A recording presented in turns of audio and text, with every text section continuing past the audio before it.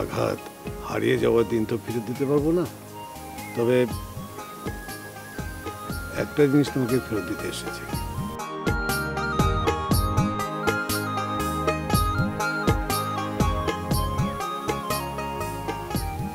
তোমার ভালোবাসা। কিন্তু শিলার তো হতো যদি না আমার মা আমার চোখটা খুলে না দিত। আবির কি বলল মেয়েটার দেখতে আসার বিষয়ে? দেখছে। বাবা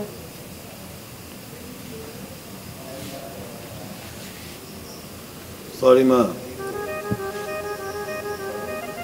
আমি তোকে একটু কষ্ট দিতে চাইনি, কিন্তু পরিস্থিতি এমন একটা জায়গায় নিয়ে যাবে আমি সেটা কল্পনাও করতে পারিনি। আমি জানি বাবা, তুমি যা করছো আমার ভালোর জন্য করছো, কিন্তু বাবা আমার একটা কথা ছিল। খবরদার কোনো রকমের সুযোগ নেওয়ার চেষ্টা করবি না। হ্যাঁ, থামো না, মেয়েটা কি বলতে চাচ্ছে একটু শোনোই না।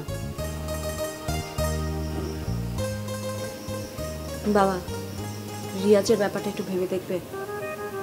রিয়াজ যদি জঙ্গি না হয় তাহলে নিজের বিবেকের কাছে কি উত্তর দেবে?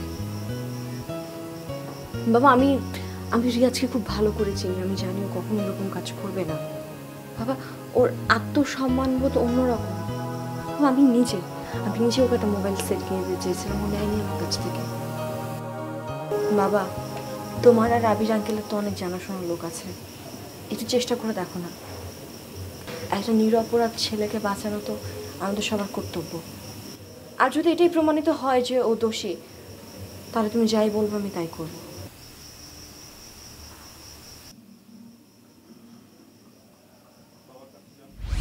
আমি কিছু করার আগেই ওই দুজন জঙ্গি ধরা পড়েছে। আল্লাহর রহমতে তুমিও মুক্ত হয়েছ।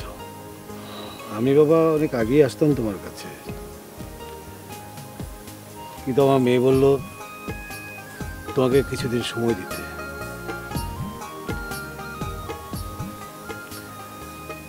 আমি তো তোমার বাবাকে আর ফেরত দিতে পারবো না।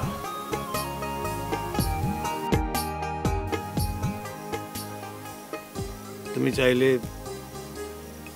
আমাকে বাবা ডাকতে পারো।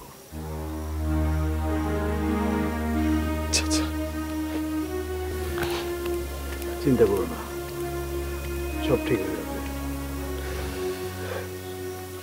ওকে নিয়ে বাসায় যাও। যাও, বাসায় যাও, আমার একটা কাজ ছিল আসছে। ওকে নিয়ে বাসায় যাও।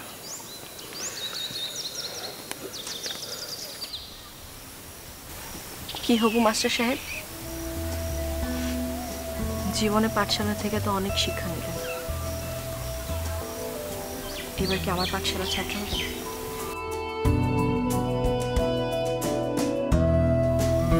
কিন্তু আমি এবার আর কোনো